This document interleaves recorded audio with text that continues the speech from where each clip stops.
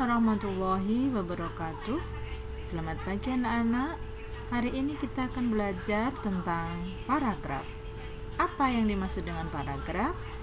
Paragraf adalah bagian bab dalam suatu karangan, biasanya mengandung satu ide pokok dan dimulai penulisannya dengan garis baru alinea.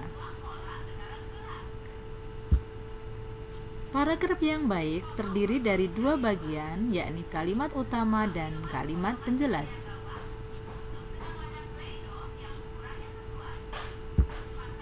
Kalimat utama bisa terletak di awal atau di akhir paragraf, atau bisa juga di awal dan di akhir paragraf.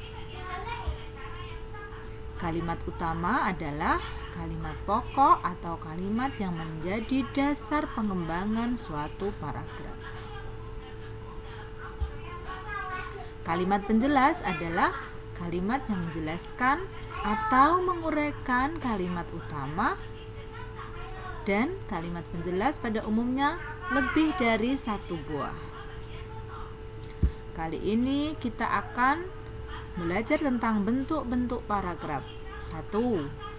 Paragraf deduktif, yaitu paragraf yang gagasan utamanya ada di awal. 2. Paragraf induktif, paragraf yang gagasan utamanya ada di akhir. Yang ketiga adalah paragraf deduktif-induktif, di mana paragraf yang gagasan utamanya ada di awal dan di akhir. Kita akan melihat contoh dari masing-masing paragraf. Contoh paragraf deduktif, di mana gagasan utamanya terdapat pada awal paragraf. Kanker masih menjadi pembunuh nomor 1 di Indonesia. Hal ini dipengaruhi oleh gaya hidup yang tidak baik, pola makan yang tidak teratur, merokok, dan lain-lain.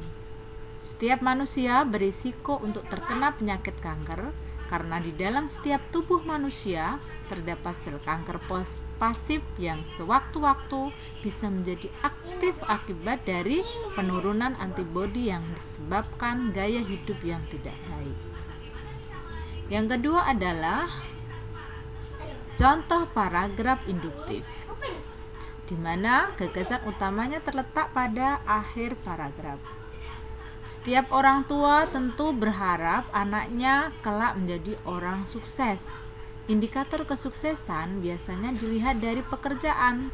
Itulah mengapa banyak orang tua yang berbondong-bondong mengirimkan anaknya ke sekolah favorit dengan harapan agar nantinya sang anak dapat bersaing di dunia kerja yang semakin keras. Pendidikan yang tepat bagi anak sebenarnya tidak harus selalu dengan mengirimkan mereka ke sekolah favorit, melainkan dengan cara mengarahkan sang anak sesuai minat dan bakat mereka. Oleh karena itu, orang tua sebenarnya memiliki peran yang sangat penting untuk menentukan pekerjaan apa yang sesuai dengan sang anak. Contoh yang berikutnya adalah contoh paragraf deduktif-induktif, di mana gagasan utamanya terletak di awal dan di akhir paragraf. Dengan adanya sumber daya potensial di Indonesia, kita harus optimis bahwa perekonomian kita akan pulih kembali. Semua itu akan berhasil tentunya dengan kerjasama yang baik dan dengan adanya rasa kesadaran di semua lapisan masyarakat. Dan di tahun 2015 ini, semoga Indonesia menjadi lebih baik lagi, bukan hanya di sektor ekonomi namun juga di segala sektor. Karena sebuah negara dikatakan kaya bukan dari segi kekayaan alamnya saja, namun negara tersebut juga dapat memakmurkan penduduknya. Demikian pengertian dari paragraf serta bentuk-bentuk dan contohnya. Sampai jumpa lagi dengan pembelajaran berikutnya. Wassalamualaikum warahmatullahi wabarakatuh.